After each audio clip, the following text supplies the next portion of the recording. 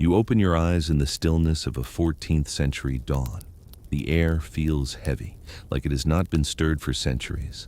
The scent that greets you isn't fresh linen or morning dew, but a blend of smoke, sweat, and something older. The smell of humanity when soap is scarce. You stand in a narrow street of a small medieval town, its cobblestones damp with last night's rain and something less innocent. Every window above you leaks faint aromas of stale beer, tallow candles, and unwashed wool. This, you realize, is the scent of the Middle Ages, the natural perfume of a world that never knew detergent. People pass you, wrapped in rough woolen cloaks that have absorbed years of use. Their clothes are never truly clean. The texture is stiffened with layers of grime and grease, a living archive of days spent working, sleeping, sweating, and surviving. You can smell the animals too. Horses, pigs, goats, all part of the same close ecosystem that shares both breath and bacteria. Even in the houses of merchants, there are no barriers between living and livestock. You watch a woman draw water from a nearby well. The bucket hits the bottom with a hollow splash, stirring the greenish surface. The water smells faintly metallic, but to her, it is precious, not something wasted on frequent washing. She wipes her forehead with the back of her hand, leaving a streak of soot, and doesn't seem to notice. Cleanliness, you realize, isn't about scent or sparkle here. It's about survival, and survival doesn't always smell pleasant. At the far end of the street, smoke curls from a baker's chimney.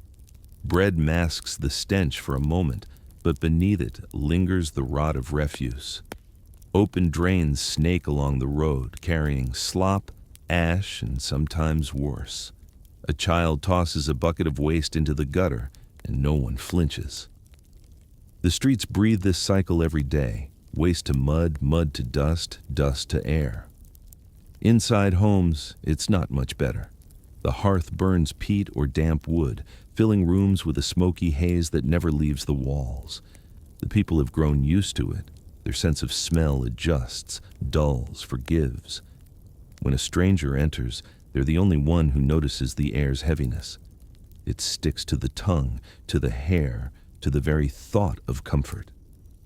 You might wonder, did they know they smelled? Some did. The wealthy often complained of the foul vapors of peasants, though they rarely realized their own perfumes were just a sweeter disguise. Common folk didn't think of body odor as we do. It was simply part of life, part of being alive. Sweat was the mark of labor, and labor was virtue. At the marketplace, odors collide like invisible tides. You pass stalls of fish glistening in the sun, salted meats hanging beside heaps of onions and garlic. Nearby, the tanner's yard releases its thick animal reek, a stench so powerful that whole districts were built just to contain it. Workers there scrape hides in vats of urine and quicklime, their hands forever raw. Yet they laugh and eat their bread right beside it. The smell no longer means filth to them. It means livelihood. As you walk further, the church bells toll. The people cross themselves, bowing slightly as they pass the chapel door. Inside, candles flicker against stone walls blackened by centuries of smoke. Even holiness cannot escape the odor of the living. The wax burns, the incense rises, but beneath it all lies that same earthy undertone, human, animal, ancient. You might notice, too, that people here move slower, breathe heavier. The air itself seems thicker, as though filled with history's dust. The past doesn't just live in books. It lingers in the pores, the fabric, the soil beneath their feet. As night falls, the town changes, but the scent does not. The fires dim, the streets empty, yet the air remains stubbornly human. You imagine lying on a straw mattress, the faint smell of sweat and smoke rising from the blanket. Someone coughs nearby, someone snores, somewhere a dog scratches. And through it all, That same faint musky perfume of the 14th century drifts around you, whispering the truth no history book can tell. This was the smell of survival. You take a slow breath. It's not pleasant, but it's real. Raw, unfiltered life from an age before soap could promise purity. The air's heavy with stories, each one hidden in the scent of wool, sweat, and fire. You wake again. The same dawn creeping through cracks in wooden shutters, thin shafts of light catching the dust that dances lazily in the air. The world outside still carries that unshakable musk of medieval life, but now your attention drifts inward, toward the act of bathing, or rather, the absence of it. In the 14th century, the idea of taking a bath was not an act of daily freshness, but an event, something rare and nearly ceremonial. For most people, bathing meant risk. Water wasn't the clear, trusted companion it is to you. It was a suspicious element, often foul and disease-ridden. Wells could be contaminated, rivers carried waste, and stagnant ponds brewed sickness, so people avoided full immersions unless necessary. Instead, they relied on partial washes, a cloth dipped in lukewarm water to wipe the face and hands. To be clean meant something entirely different. It was not about the absence of dirt, but the presence of decency. You find yourself inside a peasant's cottage, low-roofed and dim. The family owns a single wooden tub used for laundry, soaking vegetables, and on rare occasions, bathing.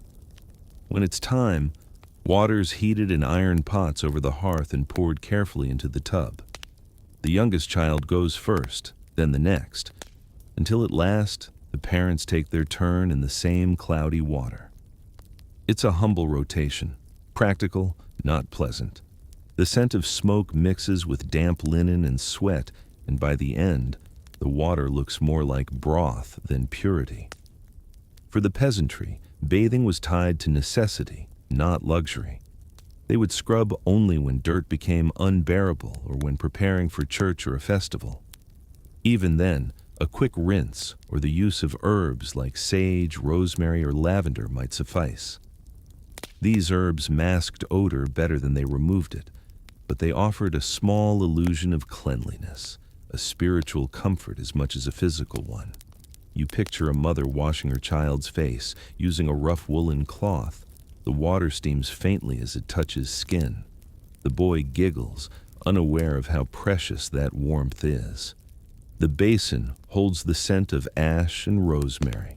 She's done her best with what little she has. In this small act, you sense affection, not vanity. Among the wealthy, bathing followed a different rhythm, but still not a frequent one. Even nobles who had access to larger tubs and servants might only bathe a few times each month. Some believed that hot water opened the pores and allowed illness to enter the body. A curious belief spread from ancient physicians that washing too often weakened one's strength, so they turned instead to perfumes, powders, and linen changes to achieve the illusion of purity. In a manner, you watch as a servant pours warm water into a carved wooden bath lined with linen. The Lord sits carefully, sighing as the heat touches his skin. Around him, the chamber smells faintly of honeyed soap imported from distant lands, a luxury item reserved for the wealthy.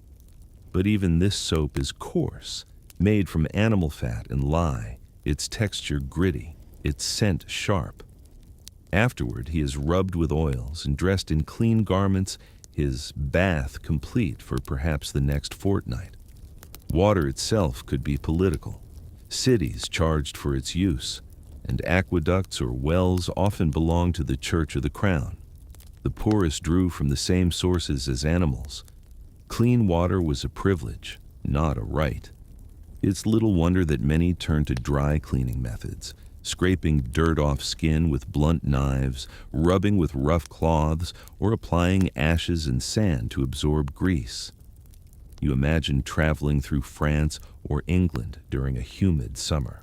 The roads are dusty, the air heavy with manure and sweat. A knight returns from a journey, armor streaked with mud and blood. He removes his helmet, and the air around him thickens. Yet no one recoils. This is normal.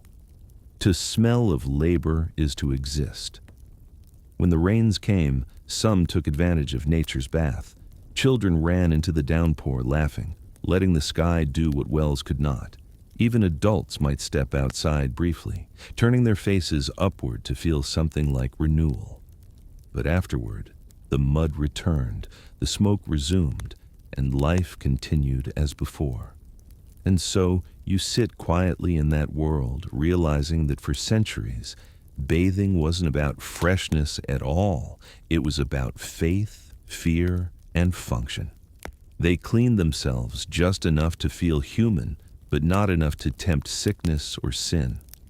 The very word clean carried moral weight more than physical meaning. In the soft flicker of the hearth, you can almost hear the crackle of drying linen, the splash of a single basin filling, the sigh of someone dipping their hands into tepid water. It's not glamorous, it's not fragrant. But in that moment, for them, it is enough. You wander deeper into the medieval city, and the scent of burning wood grows stronger. The streets twist like a labyrinth, narrowing until they lead you to a low stone building with a faded sign, a steaming cauldron carved above the door. The faint sound of laughter and splashing seeps through the cracks. You found one of the most curious institutions of the 14th century, the public bathhouse. To modernize, it seems almost civilized, a communal space where people could wash away their filth. But as you step inside, you realize that the word clean meant something very different here. Warm air greets you, heavy with the scent of wet wood and boiling herbs. Steam rises from several large wooden tubs, each filled with cloudy water. Candles flicker along the walls, their light painting golden halos on the mist. The sound of voices, low, murmuring, sometimes laughing, fills the air. Men and women mingle here more freely than you might expect. In the early Middle Ages, bathhouses were common and often family-oriented. People believed bathing together was a social, even moral act. By the 14th century, however, the line between purity and pleasure had blurred. Many bathhouses had become hubs of gossip, negotiation, and temptation. Merchants struck deals between soaks. Lovers met beneath the cover of steam. Priests warned from the pulpit that such places were dens of sin. Yet they, too, were known to visit in secret. You watch as a man in rough wool robes lowers himself into a tub, sighing as the heat envelops him. The water is murky, reused several times, but the sensation of warmth alone feels divine. Beside him, a young woman dips a small cloth into a pot of fragrant herbs, thyme, mint, maybe lavender. She rubs it along her arms, her eyes half closed, letting the scent disguise the truth, that the water carries traces of dozens before her.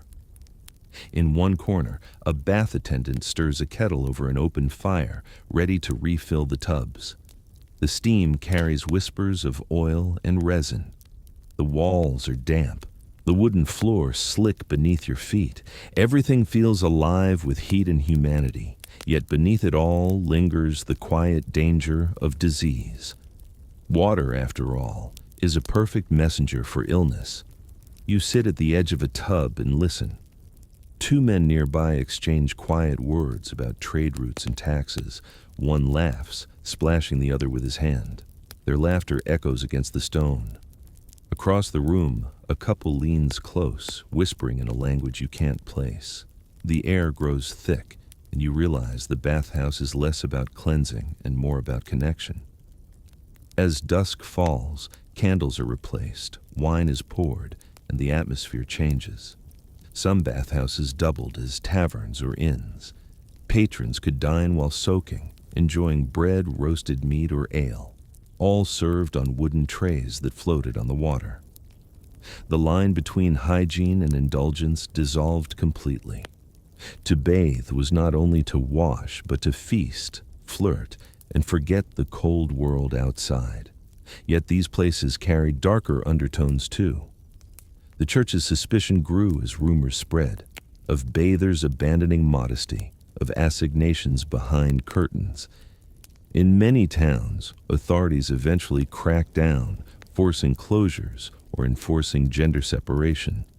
But human habits die hard. In hidden alleys and private houses, the culture of bathing continued, quietly defying sermons and laws alike. You close your eyes for a moment, and the scene fades into memory. The warmth, the laughter, the murmured confessions, all of it echoes like ghosts in steam. You can almost feel the mix of comfort and unease that lived within these walls. For those who could afford it, the bathhouse was a sanctuary, a place to escape the filth of daily labor. But for most, it was also a reminder that cleanliness had its price, and sometimes its sins. Outside again, the cool air hits your face. The contrast is shocking. The smell of the street returns, smoke, dung, human breath. You breathe it in, half relieved, half disgusted. Behind you, the door closes, trapping the warmth within. Somewhere inside, laughter ripples once more before fading into the hum of the city. And as you walk away, you realize that the bathhouse, like the century itself, was a paradox, a space where filth met fragrance, where purity brushed against pleasure, and where people tried, in their own flawed way, to feel human again. Morning comes again, and this time you find yourself far from the chatter of towns and the warmth of bathhouses. You're standing beside a small thatched cottage in the countryside, where the air smells faintly of damp earth and hay. This is the home of a peasant family, the kind that makes up nearly all of the 14th century's population. Here, there are no steaming tubs, no scented oils, no luxury of choice. Cleanliness is not indulgence, it is endurance. The family's water source is a shared well, a short walk away. It's cold and often murky, especially after rain. When the mother draws a bucket, tiny leaves and specks of mud swirl on the surface. But water is precious, not wasted for bathing. Most of it goes toward cooking and feeding animals. For washing, they rely on what little remains, a shallow basin, a rag, and a quiet determination to make do. You watch the father rise before dawn. His face is streaked with soot from last night's fire. He splashes a handful of water onto his cheeks, rubbing briskly, then wipes with the corner of his rough wool sleeve. That small act, the cool shock of water on skin, is enough to wake him for a day of labor. It's a ritual of renewal, brief and practical. There's no soap, no towel, just the routine of staying barely clean enough. Inside, the mother tends to the children. She heats a little water in an iron pot over the hearth and pours it into a wooden bucket. Each child takes a turn rinsing hands and face. The smell of smoke lingers on their hair, but that's normal. Everyone smells of smoke. It seeps into fabric, hair, and even dreams. To them, this scent is comfort, not filth. When clothes need washing, it becomes a full-day task. The mother and older daughter carry bundles to the riverbank, their bare feet sinking into the mud. There, they beat the garments with flat paddles, rhythmically striking away dirt and sweat. The sound echoes down the valley, a steady thump that speaks of work, not leisure. They use ashes mixed with water to make a primitive lye soap, its caustic bite rough on the hands. The river carries the filth downstream, though sometimes the current brings it back again. You crouch nearby, watching their patience. Each garment tells a story, stains from toil, patches sewn and re-sewn. Laundry is not about freshness, but survival. It's about keeping lice at bay, maintaining a semblance of dignity before neighbors and priests. The water stings their fingers, but the satisfaction is quiet and deep.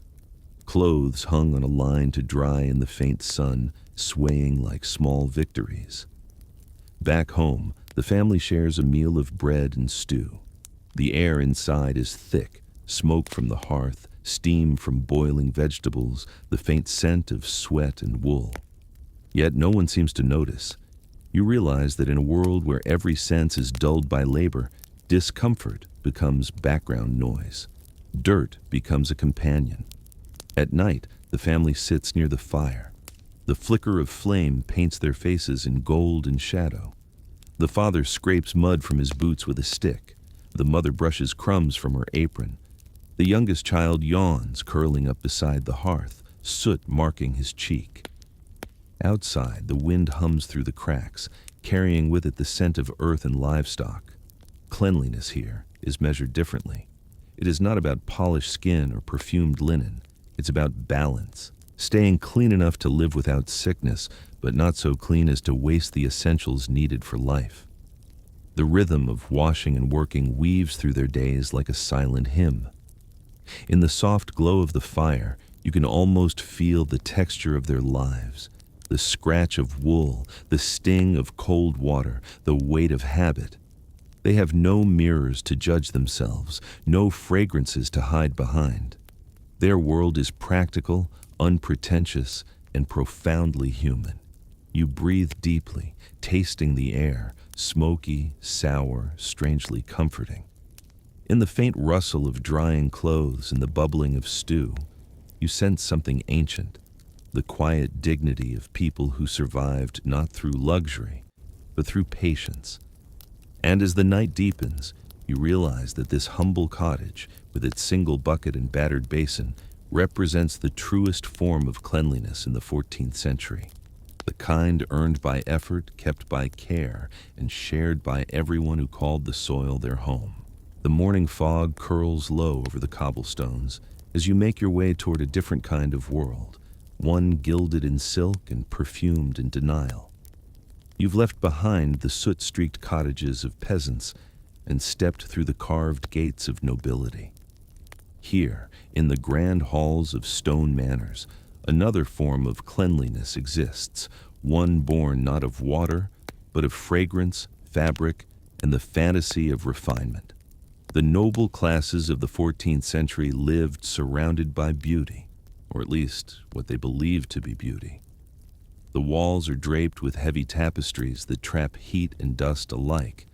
Floors are covered in rushes, often mixed with herbs like lavender, sage, or chamomile to soften the scent of daily living. Beneath the pleasant perfume, however, the reality remains. Dirt, insects, and decay quietly lurk in the corners. You step inside the chamber of a lady of the manor. Morning light falls across her carved wooden bed, its curtains embroidered with scenes of saints and flowers. A maid kneels beside her, preparing the morning wash, not a bath, but a silver basin filled with warm water. The lady dips her hands and face briefly, dabbing at her cheeks with a linen cloth scented with rose oil. The ritual takes minutes, but feels sacred. Perfume is her armor. She rubs her wrists with a small vial of imported essence, musk, amber, perhaps violet. The scent fills the air like a declaration of status. Only the wealthy can afford such luxuries. Perfume is not just fragrance, but proof of refinement. Each drop whispers, "I am different from those who smell of labor." Her husband, the lord of the estate, prefers stronger scents, pine resin, leather, and a touch of wine. His garments are hung near a smoking brazier, the fumes believed to purify the fabric and ward off disease.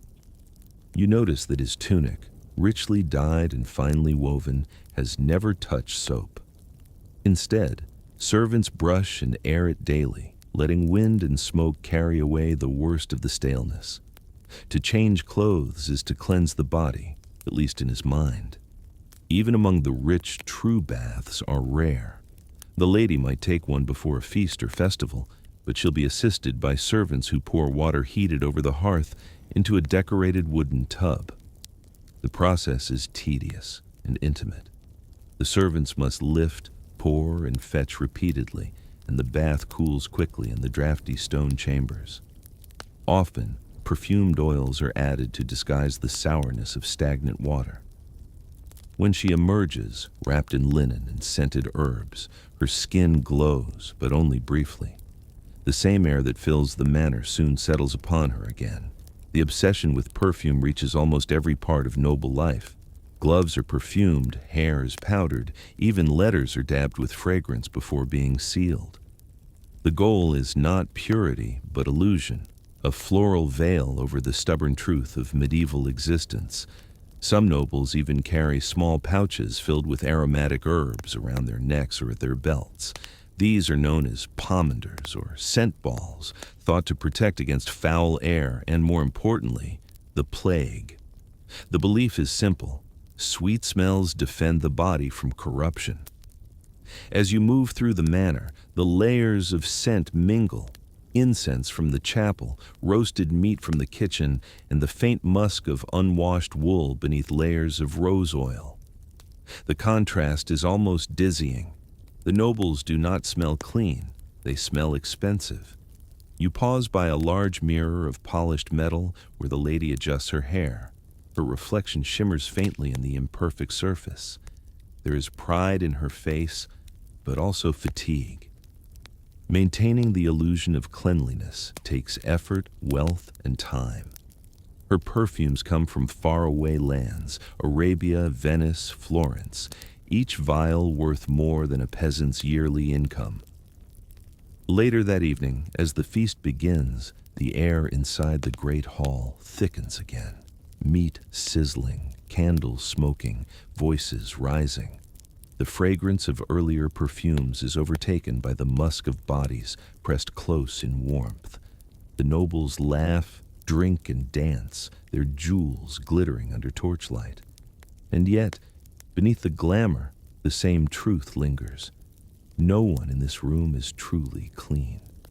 You sit quietly in the corner, watching as servants sweep herbs across the floor to freshen the air.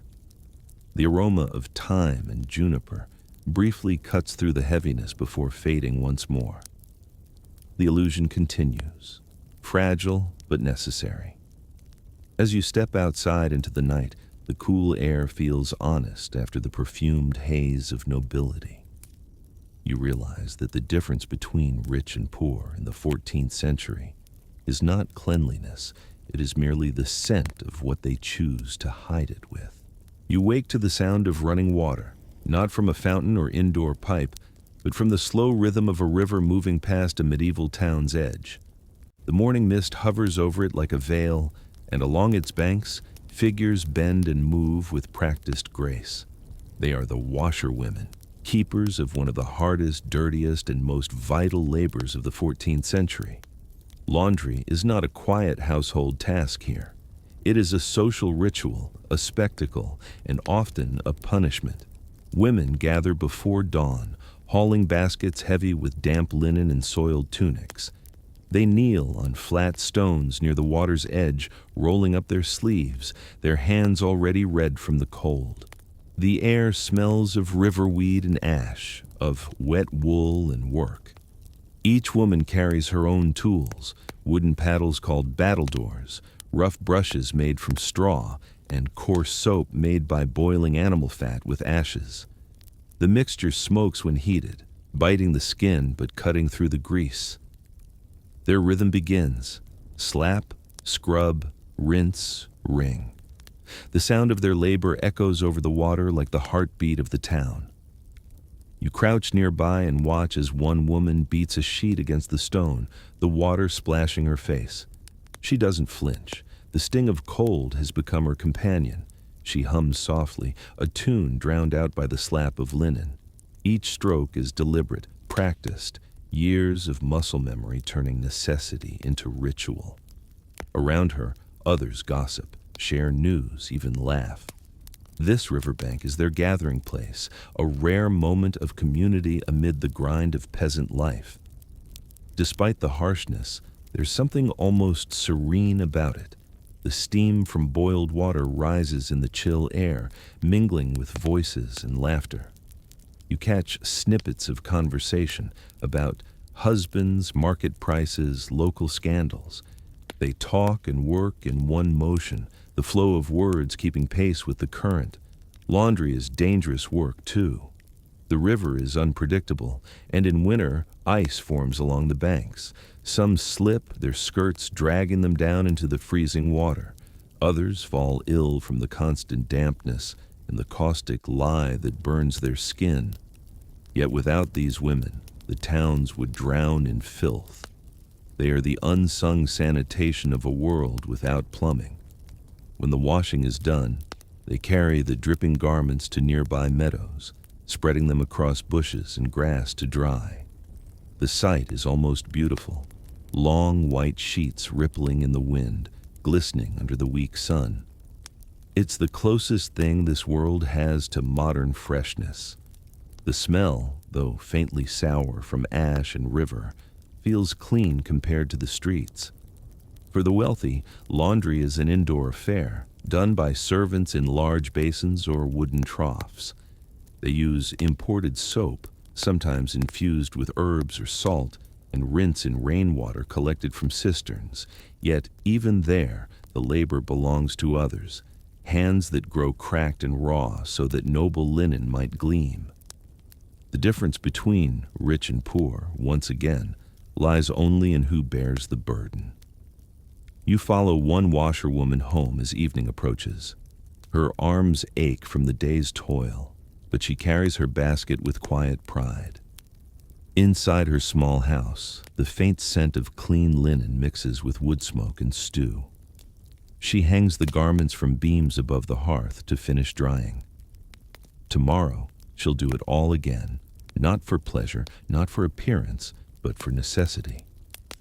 Sometimes she wonders why the wealthy need such fine linen when their bodies remain as human as hers. But she doesn't dwell on it long. The rhythm of work leaves no room for resentment, only repetition. As the last light fades, she sits by the fire, rubbing her hands with animal fat to soothe the burns. The flickering glow reflects in her eyes, weary but content in her own quiet way. Outside, the river murmurs on, endless, ancient, cleansing the world one tide at a time. You breathe in the scent of smoke and damp cloth. It's neither pleasant nor unpleasant, just real, a blend of human persistence and nature's indifference. The washerwomen of the 14th century never sought perfection. Their cleanliness was not about beauty. It was about balance, survival, and the fragile comfort of sleeping beneath a sheet that had, at least for one day, touched water and wind. You rise with the sun, and the world feels different today.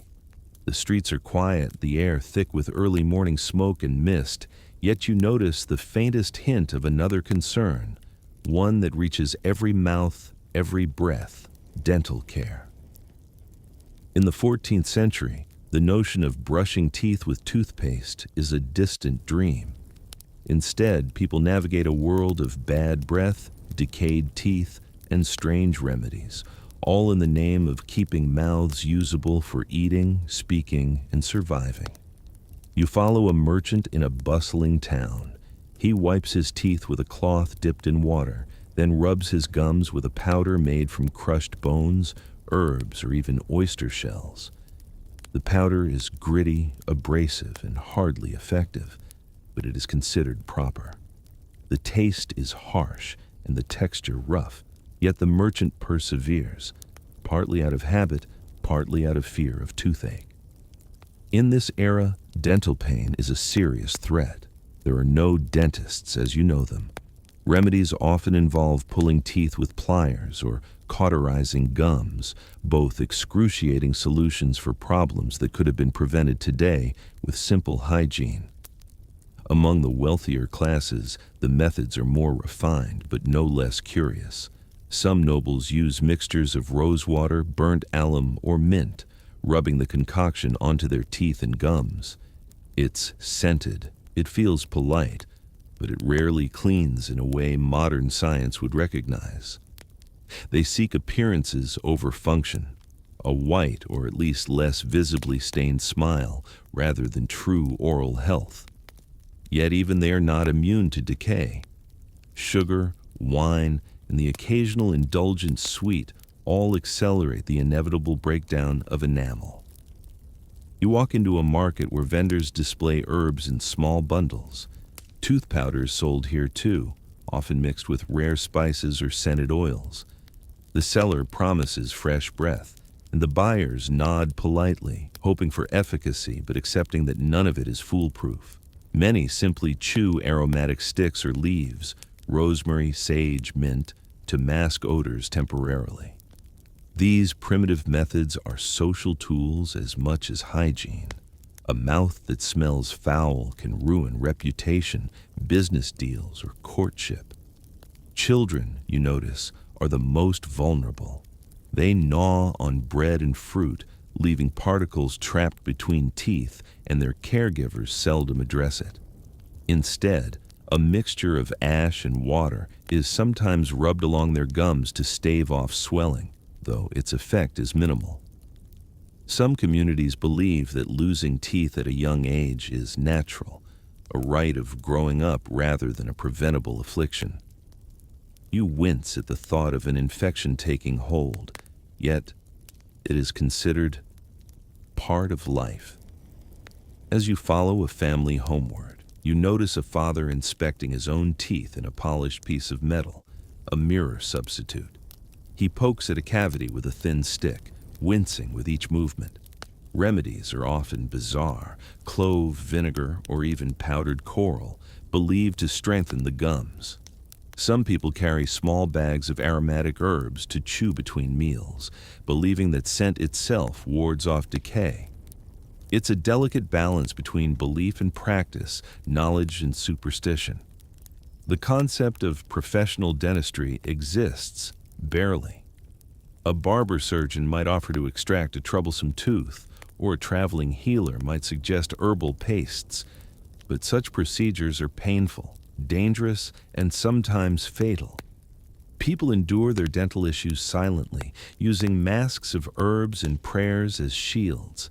The oral cavity, you realize, is both battlefield and sanctuary, a reflection of the era's resourcefulness and limits. As evening falls, you sit near a hearth, watching a young woman rub her teeth with a twig of chamomile. The scent fills the room, slightly bitter, faintly sweet. She smiles, modestly, and you notice her teeth are uneven but functional. There's resilience here, an understanding that perfection is impossible. Clean enough to eat, clean enough to speak, clean enough to meet the world without shame. That is the goal. In the flickering candlelight, the family eats bread and cheese, passing herbs back and forth. You realize that in the 14th century, oral hygiene was not about luxury or obsession. It was about survival, ritual, and social grace. They adapted with what they had, relying on nature, ingenuity, and small, persistent efforts. You inhale the mixed scents of herbs, smoke, and baking bread. It's a strange, pungent comfort.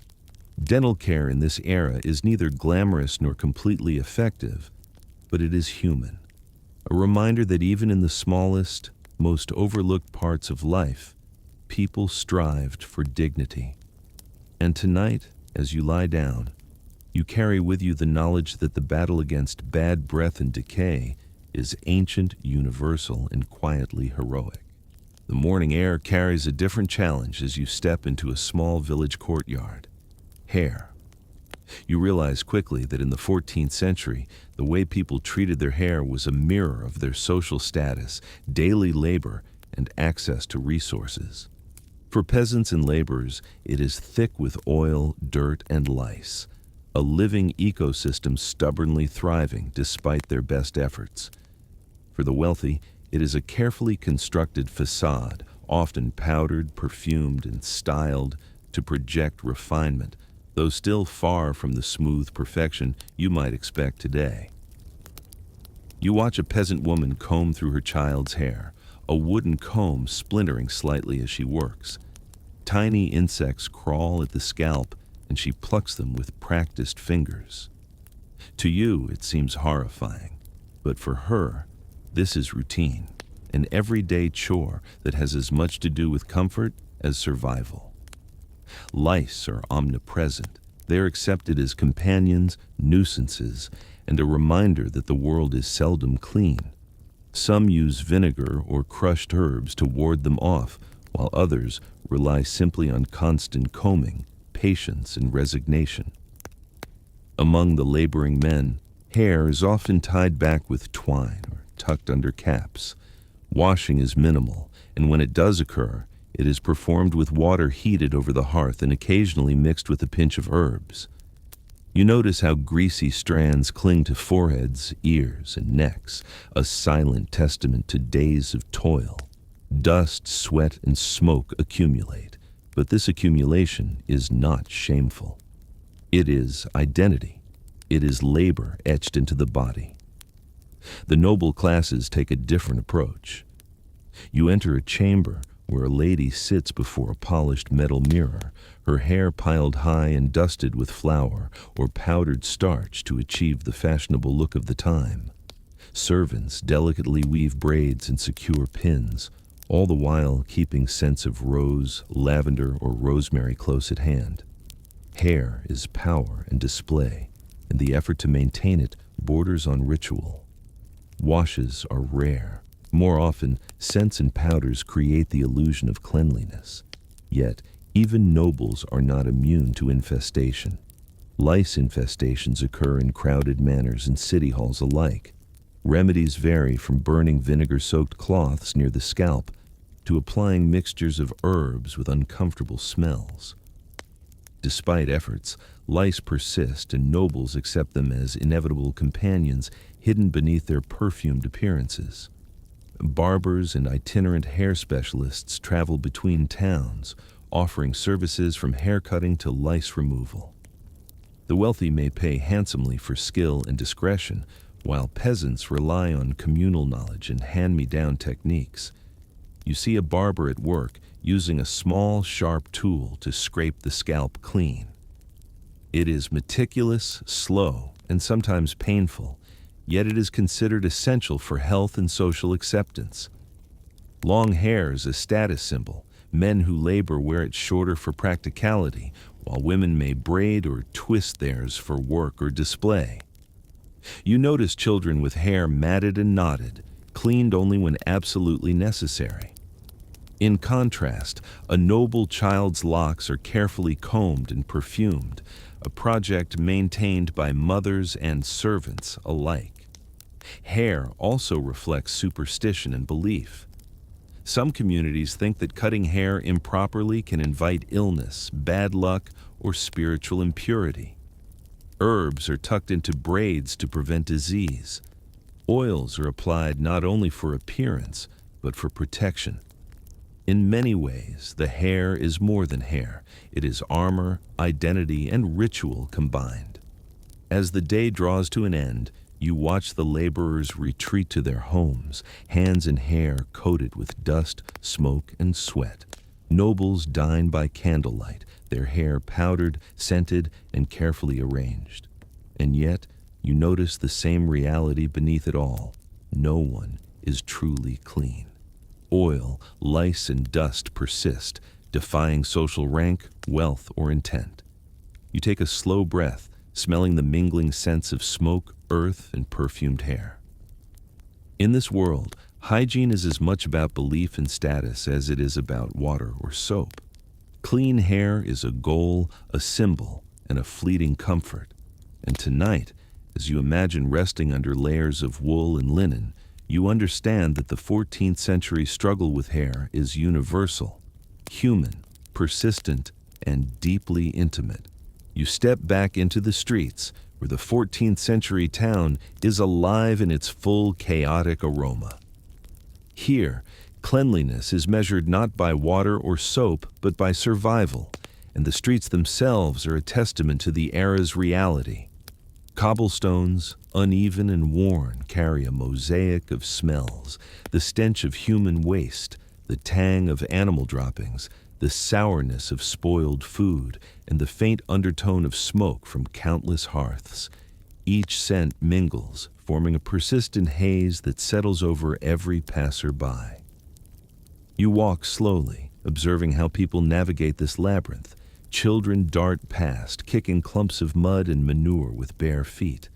Goats and pigs wander freely, sniffing at scraps and rubbing against walls.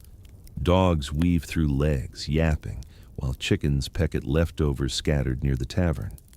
No one scolds them. Animals and humans exist in a shared ecosystem where rules are few and compromise is constant. Street drainage is primitive at best. Open gutters run along the edges of roads, carrying away rainwater mixed with waste. Often, these drains overflow, leaving behind a slick film of filth. You notice merchants trying to sweep the area in front of their stalls, but the effort is temporary. By noon, the same grime returns, sometimes thicker than before. The streets are alive in every sense, a living, breathing organism that both sustains and challenges its inhabitants. Garbage is not collected, it accumulates. Broken pottery, vegetable peelings, and discarded rags form small mounds that are quickly overtaken by flies. Rats and other vermin thrive here, scurrying in the shadows and slipping beneath doors to claim food or warmth. People have adapted, stepping carefully, learning which stones are safest to tread. Awareness becomes survival, and every odor is a warning. Market days are the most intense. Stalls overflow with goods, salted fish, cured meats, fruits, vegetables, and textiles. Vendors shout to attract customers while trying to keep their merchandise uncontaminated. Yet no matter the effort, scents mingle. The sweet tang of fruit competes with the sourness of milk, the saltiness of preserved meat, and the lingering stench of the street itself. You notice shoppers sniffing subtly before selecting their items, a primitive form of quality control. Hygiene in these streets is as much about community knowledge as individual effort. People learn to navigate without touching surfaces unnecessarily, to cover their mouths when coughing, to avoid puddles that might carry infection. But accidents happen, and disease thrives where filth is constant. The medieval town is a delicate balance between order and chaos, structure and entropy. You pause to watch a child relieve himself near a doorway, a mother nearby instructing him to hurry. In another corner, someone washes vegetables in a small basin, the water quickly turning cloudy. You realize that what seems revolting to you is normal to them. Their noses have adapted. Their routines include what modern sensibilities would call unthinkable. Odor has become background music, ignored but ever present. The wealthy often employ street cleaners or servants to maintain order in front of their homes. Yet even the most diligent effort cannot completely erase the town's signature scent. It rises from gutters, alleys, and open markets, a persistent reminder of the shared life that binds peasants, merchants, and nobles alike. Everyone contributes to and suffers from this olfactory tapestry. As dusk falls, the town quiets somewhat, but the evidence of daily life remains. Garbage mounds linger, puddles darken, and animals settle in the shadows. You inhale deeply, tasting the complex blend, earth, sweat, smoke, waste. It is not pleasant, yet it is alive. It tells the story of a civilization that survived without modern sanitation, relying instead on resilience, adaptation, and a remarkable tolerance for discomfort. Walking to the edge of the street, you pause to reflect. The city is not just dirty, it is intimate. Every corner, every pathway, every stall is saturated with life. And in this intimacy, you understand that 14th century streets were not simply conduits for travel or commerce. They were the veins of human existence, carrying the pulse of a people who knew that survival often outweighs cleanliness, and that life, even in filth, is precious. You step inside the grand shadow of the local church, a stone sanctuary rising above the chaos of streets and homes. Here, cleanliness takes on a spiritual dimension intertwined with morality and piety. In the 14th century, the body is considered both sacred and suspect. It is a vessel of sin and virtue alike, and washing is often judged through the lens of faith rather than practicality. You notice worshippers entering the nave, some wiping hands on their tunics, others performing ritual gestures at the door. Holy water basins are scattered near entrances, offering a symbolic purification, a gesture of intent rather than true hygiene. People dip fingers in the water and touch their foreheads, mouths, or hearts, believing that this brief contact will cleanse both soul and body. Monks and clergy maintain stricter standards of cleanliness within the abbey walls. They wash hands before meals, change robes regularly, and attend to their personal hygiene in ways the average townsfolk cannot. Yet, even here, full bathing is rare, and rituals are often more about discipline than scent or health. Water is considered a gift from God, but also a potential conduit of disease. Moderation is preached as virtue. You move closer to a parishioner kneeling in prayer. His hands are blackened from labor, his face streaked with smoke and sweat. He dips them briefly into a font, rubbing them together. The act is reverent, almost meditative. You notice how spirituality blends with the notion of cleanliness. Washing is both symbolic and practical, but always tied to belief. Dirt is not just physical, it is moral, a reminder of imperfection and the constant need for grace. Festivals bring another layer of ritual washing. Pilgrims come from distant towns, seeking holy water. The morning light spills over the market square, revealing another layer of medieval hygiene, the art of clothing care. Clothing in the 14th century was far more than mere protection. It was a social statement, a reflection of status, and, in many ways, a shield against the world's dirt. The way garments were treated, cleaned, and worn tells a story as vivid as the fabrics themselves. You observe a peasant woman lifting a linen tunic from a bucket of soapy water, her fingers red and raw from scrubbing with ash and straw. This is labor-intensive work, repeated every week, sometimes more often if circumstances demand. The washing is harsh and relentless, meant to remove dirt, sweat, and the tiny pests that inevitably lodge themselves in fabric. Linen is prized because it can withstand this rough treatment, unlike delicate wools that might shrink or felt. Once scrubbed, the garments are wrung, beaten against stones, and hung to dry. The sun and wind act as natural disinfectants, though they rarely erase all odors or stains. Children run beneath hanging sheets, stirring the air, while adults inspect each item, looking for stubborn spots or tears that must be mended immediately. For peasants, clean clothing is a constant battle, a necessary armor against ridicule and discomfort. Meanwhile, wealthier classes approach fabric care differently. A lady of the manor supervises a small army of servants who handle washing, starching, and pressing. Heavy wools are beaten and combed, silks are handled delicately, and linens are starched using imported powders. The goal is not merely cleanliness, but appearance. A garment must look crisp and presentable, signaling the wearer's wealth, taste, and social position. Perfumed powders, scented waters, and herbal sachets are frequently employed to mask the inherent odors of reused fabrics. True bathing may be rare, but garments provide the illusion of freshness. You notice the effort involved, servants tirelessly rotating linens, checking for mended seams, rubbing oils into silks to restore luster. The process is meticulous, time-consuming, and labor-intensive, yet for the nobility, it is indispensable. Mending is an integral part of this practice. Holes, tears, and worn seams are repaired by hand, often with matching thread or patches. For peasants, every stitch is critical. Fabric is expensive, and the family must extract maximum life from each garment. Nobles, however, often replace worn pieces with new ones, while preserving heirlooms in storage for ceremonial purposes. The divide between classes extends even to the lifespan of clothing. Interestingly, the methods of cleaning often introduce additional hazards. Harsh soaps, lye, and ash can irritate skin, while constant exposure to sun and wind can fade and weaken fabrics.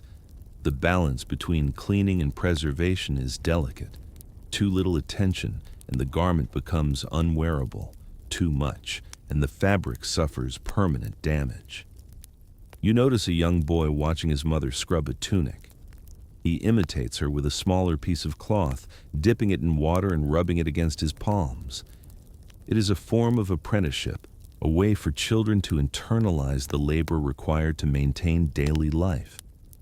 From a young age, they learn that cleanliness is earned, not given, and that survival depends on diligence, patience, and skill. Meanwhile, in wealthier quarters, servants steam, beat, and fold garments with careful precision. Each piece is prepared for the next day, ensuring that the household maintains its appearance at all times. Fabrics are scented with lavender, rosemary, and other herbs, not because they are necessary for hygiene, but because they enhance the illusion of it. Perfume becomes a substitute for water and meticulous care for labor that might otherwise be neglected. By evening, streets and cottages alike are scattered with drying garments, some dusty from travel, others smelling faintly of smoke and herbs. You inhale deeply, recognizing the complex aromas: clean linen, damp wool, ash, and herbal perfumes mingling into a single overwhelming blend. Clothing in the 14th century is both protection and mask, labor and luxury, survival and spectacle. You step back, observing the rhythm of work, the interplay of human effort and natural processes.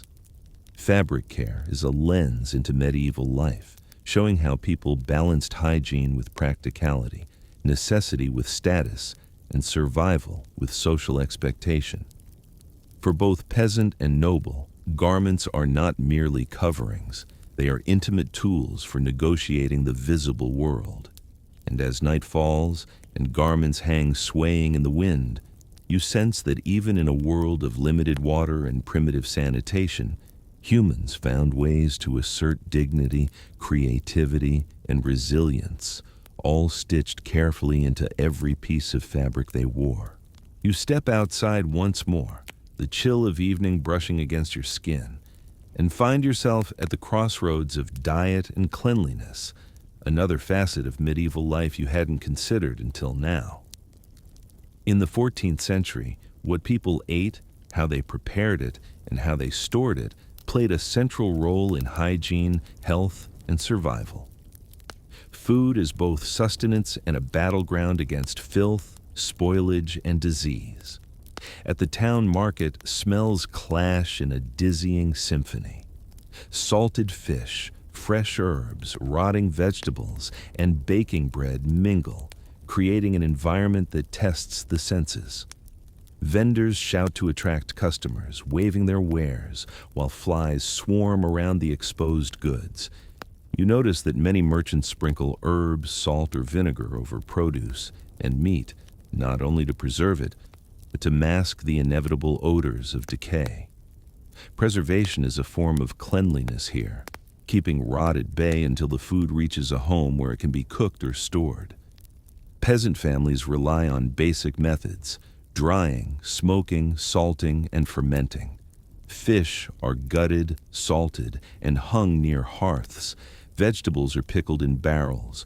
Grains are stored in sacks raised off the floor to avoid vermin.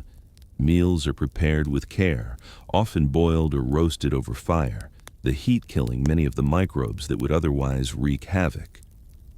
Water, though scarce and sometimes unsafe, is boiled when possible, though the taste remains earthy and often unpleasant. Wealthy households display a different relationship with food and hygiene. Kitchens are larger, better equipped, and staffed with numerous servants.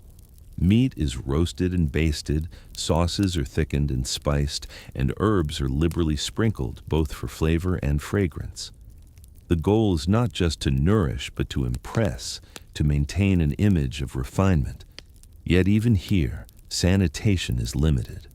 Garbage is discarded into the street, and pests remain a constant threat. The difference is one of management rather than elimination.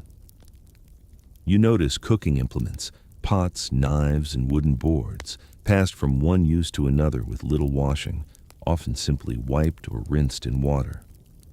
Cross-contamination is rampant, yet people adapt. Certain cuts of meat or batches of bread are kept separate to avoid obvious spoilage. The human body, adapted to these conditions, tolerates far more bacteria than we expect today. Survival is a balancing act between necessity and contamination. Meals themselves are communal. People eat with fingers or shared spoons, passing bowls and bread between them. Utensils are often wooden, porous, and rarely boiled. You watch a family tearing bread and dipping it into a shared stew. The act is intimate, functional, and perfectly ordinary. Hygiene is secondary to nourishment, trust, and efficiency. You observe how spices and herbs act as both flavor and safeguard. Cinnamon, cloves, rosemary, and sage are believed to purify food, keep pests away, and mask the unpleasant tastes of preservation. Sometimes vinegar or wine is added to sauces to kill harmful microbes. It's an empirical understanding. People might not know about bacteria, but they recognize cause and effect. Certain smells are linked to illness, others to safety. Storage is another crucial aspect. Barrels and sacks are kept off the ground. Grain is occasionally toasted to prevent infestation. Herbs are hung in bunches from ceilings, not just for cooking, but to repel insects and rodents. These methods form a network of small, practical hygiene solutions woven into everyday life. By evening, the town smells of roasting meat, baked bread, smoke, and herbs. You notice the rhythm of preparation, consumption, and cleanup, a cycle that repeats endlessly. Every meal is a negotiation with filth, spoilage, and survival. People work constantly, often invisibly, to keep the balance between nourishment and contamination. As night falls, families gather around hearths to share their meals, the warmth of fire masking the faint stench of dirt and labor. You inhale deeply, sensing that food is not just a necessity in the 14th century.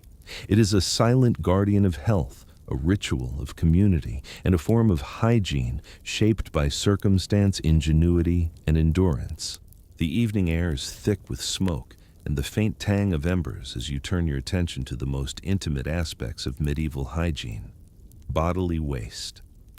In the 14th century, toilets, latrines, and chamber pots are rudimentary at best, and the handling of human excrement is a constant negotiation between necessity, survival, and social propriety. Understanding this facet of life is essential to grasp how people navigated cleanliness and disease. In peasant homes, chamber pots are small clay or wooden vessels kept under the bed or in a corner. Families use them in private, often at night or during harsh weather. Mourning brings the task of emptying them, a chore for the youngest or least powerful household member. Waste is often deposited in the street, a nearby ditch, or a communal cesspit. You notice how the odor lingers, mingling with the smoke of cooking fires and the scent of animals. It is ever present, yet adapted to, a background element of daily life. Public latrines exist in larger towns, often attached to castles, monasteries, or market halls. They are primitive wooden structures with openings over streams or pits.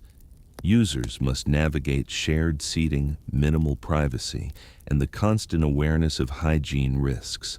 Flies, odors, and the risk of disease are unavoidable companions. These latrines reflect both necessity and ingenuity, a crude method of waste disposal that minimizes some dangers while introducing others. The wealthy often have garderobes, small protruding rooms in castles or manors where waste drops into pits or moats below. Stone seats, often without lids, leave users exposed to cold drafts and odor.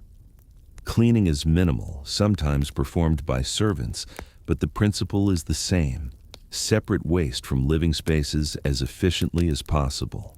Yet, no method is perfect. Overflowing pits, poor drainage, and proximity to drinking water all pose risks that even wealth cannot entirely eliminate. You follow a child as he is taught the unspoken rules. Hands must be washed in water from the well afterward, if available, or rubbed with ashes or herbs. This rudimentary cleansing is the precursor to more sophisticated hygiene practices. It is functional rather than ritualistic, aimed at preventing illness in a world where germs are invisible but ever present. Superstition often influences behavior. Certain towns believe that waste must be disposed of in specific directions to avoid attracting evil spirits or disease. Herbs might be tossed into pits to reduce odor or repel vermin. Some communities designate particular streets for waste disposal, creating invisible maps of sanitation and danger. Compliance is not just practical, but social, a way to maintain order and communal health. You notice the role of animals in waste management. Pigs are sometimes allowed to scavenge near the edges of villages, eating what humans discard. Dogs and chickens consume scraps, completing an ecological cycle of reuse. This integration of humans, animals, and waste reflects an adaptive understanding.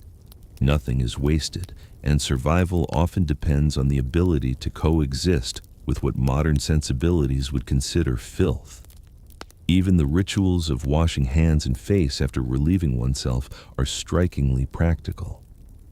Water, ashes, and herbs form the primary means of cleaning, and the act is repeated frequently enough to maintain some semblance of hygiene. In wealthier households, scented oils or perfumed cloths might be applied afterward, masking odors but rarely addressing the underlying exposure. By nightfall, the town has quieted, but the evidence of daily disposal remains: piles of refuse, traces of waste near walls, and the faint lingering stench that permeates streets and homes alike. For 14th century people, this was normal, and their resilience is striking. They adapted to conditions that would overwhelm modern sensibilities, developing practices both ingenious and unrefined. You inhale deeply, aware of the balance between necessity and discomfort. Bodily waste is not only a challenge, but a lesson in human endurance and ingenuity. The 14th century was a world where hygiene was partial, provisional, and practical, a constant effort to coexist with a reality that modern conveniences have long sanitized from memory.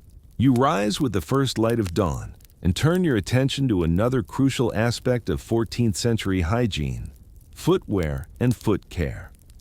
In a time when streets are muddy, streetscapes are strewn with waste, and the countryside is rough and unpaved, feet bear the brunt of survival. Every step is an exposure to dirt, moisture, and disease, making care, or the lack of it, a defining factor in daily life.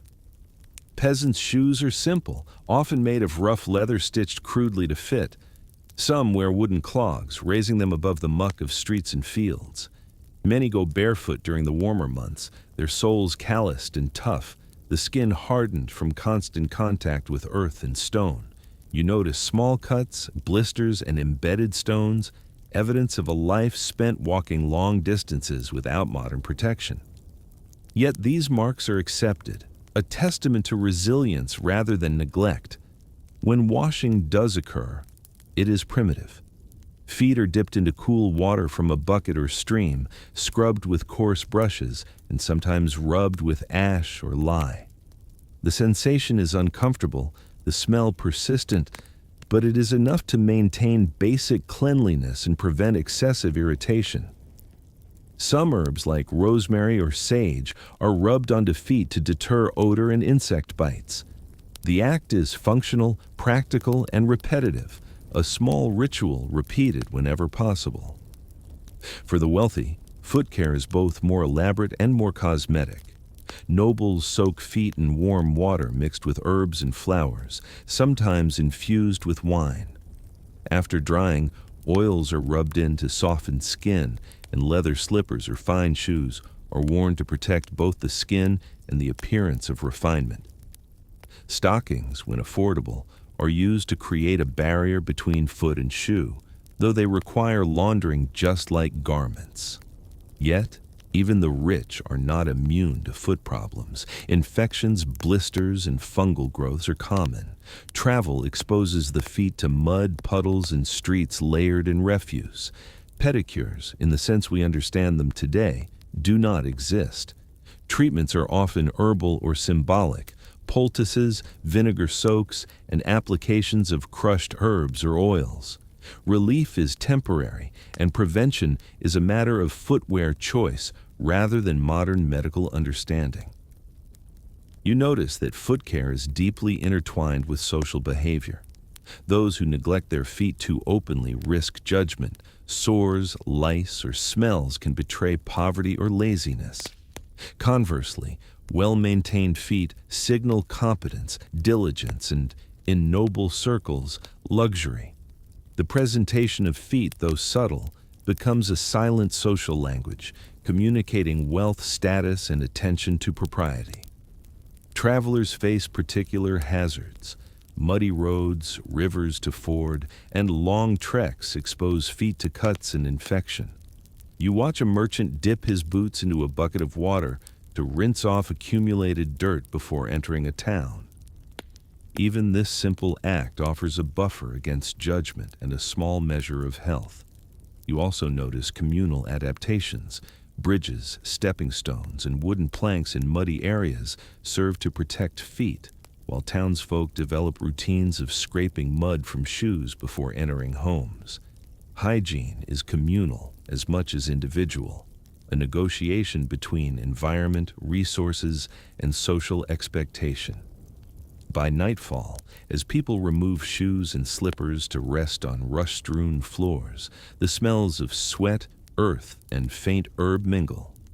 Feet, long neglected in modern sensibilities, have carried the weight of the day, and the rituals of care, however rudimentary, offer brief respite. They are functional, symbolic, and necessary. You inhale the evening air, earthy and pungent, reflecting on the ways in which medieval people adapted to the demands of their world. Foot care in the 14th century is a microcosm of medieval hygiene itself, a constant balancing act of survival, practicality, and social expectation, executed with ingenuity, ritual, and persistence. You awake once more, realizing that the final piece of the 14th century hygiene puzzle lies not in hands, hair, or clothing, but in sleep itself. How people prepared for bed, maintained nighttime cleanliness, and rested in a world without modern comforts offers a window into the rhythms of daily life, survival, and the subtle rituals that shape well-being. For peasants, the day's labor often ends only when darkness falls. You watch a family return home, their clothes streaked with mud, dust, and ash. Feet are scraped against rough mats or planks at the door, but full washing is rare. Hands and faces may be wiped with cool water, but more often, the dirt of the day remains. Their bed is simple: straw-filled mattresses, coarse linens, and perhaps a few blankets for warmth. The bedding is shared, layered with herbs to repel vermin and mask odors. Children often sleep close to parents, their bodies warm, their breaths mingling. There is no sense of privacy as understood today. The aim is practicality, warmth, safety, and minimal effort. You notice how families rotate positions to conserve heat, how the straw mattresses are fluffed and smoothed in preparation for rest. In these moments, survival takes precedence over cleanliness. Dirt, sweat, and even lice are accepted companions of nightly slumber. Wealthier households approach bedtime differently, though the fundamental needs remain similar. Nobles may have feather-filled mattresses, embroidered linens, and soft blankets. Beds are draped with curtains, creating a semi-private space and providing insulation against cold stone walls. Servants prepare the chamber, checking for drafts, adjusting bedding, and sometimes sprinkling scented powders or petals. The purpose is comfort and display as much as hygiene, a controlled environment where luxury masks the underlying reality.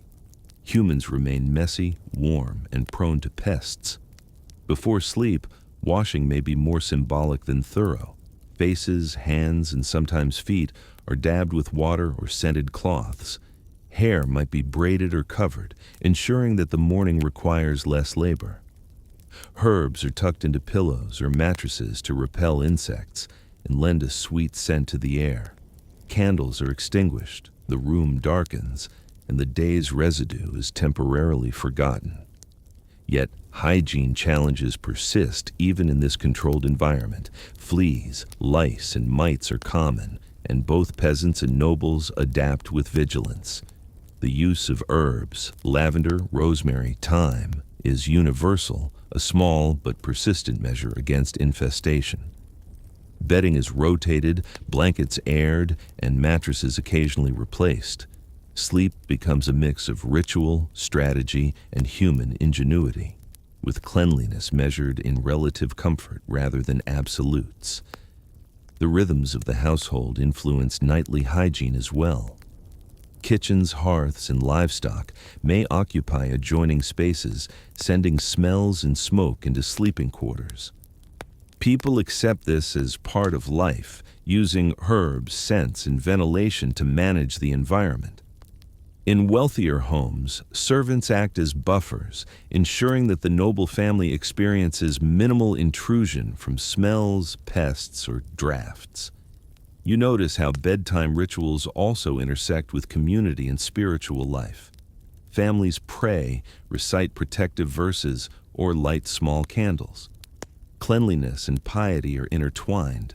Washing hands or feet before sleep is as much about moral readiness as physical cleanliness.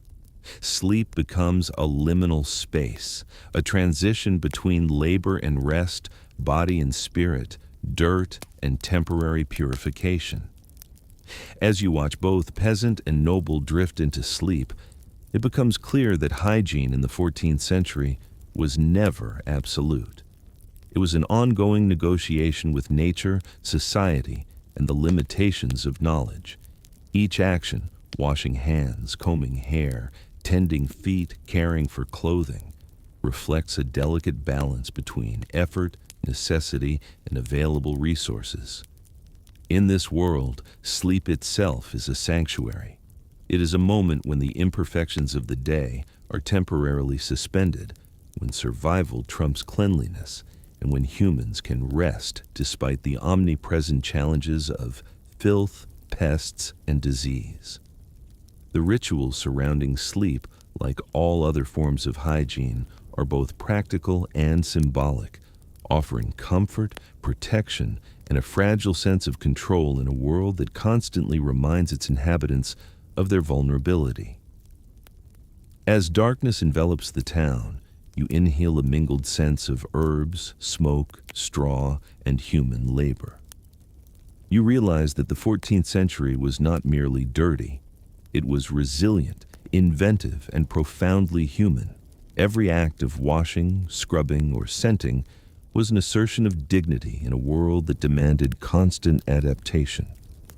Now, as the night deepens, you reflect on the 14th century, not with horror, but with quiet amazement. Every corner of life, from hair and teeth to streets, clothing, food, and sleep, reveals people navigating the limits of knowledge, resources, and circumstance. They did not have plumbing, modern soap, or sterilization, yet they created systems, rituals, and habits that allowed communities to survive. Ingenuity became hygiene, necessity became routine. Herbs, ashes, smoke, and fragrances were more than simple tools. They were shields against discomfort, disease, and social judgment. Every combing of hair, beating of linen, rinsing of feet, or sprinkling of lavender carried layers of meaning, practical, symbolic, and moral. Cleanliness was a negotiation, a combination of survival, appearance, and hope. Even in the poorest cottages or the grandest manors, humans adapted to their environment with creativity and resilience. The world smelled different then, of smoke, herbs, sweat, and earth, but it was alive. Every odor tells a story, every practice a testament to endurance. The 14th century reminds us that hygiene is not merely a modern convenience, but a human endeavor shaped by culture, belief, and necessity. People sought comfort, dignity, and control over their bodies, their homes, and their communities. So as you settle into your own bed, imagine the people of that era laying down on straw mattresses or feather beds, heads scented with herbs, bodies weary from labor and ritual, eyes closing to the day's trials.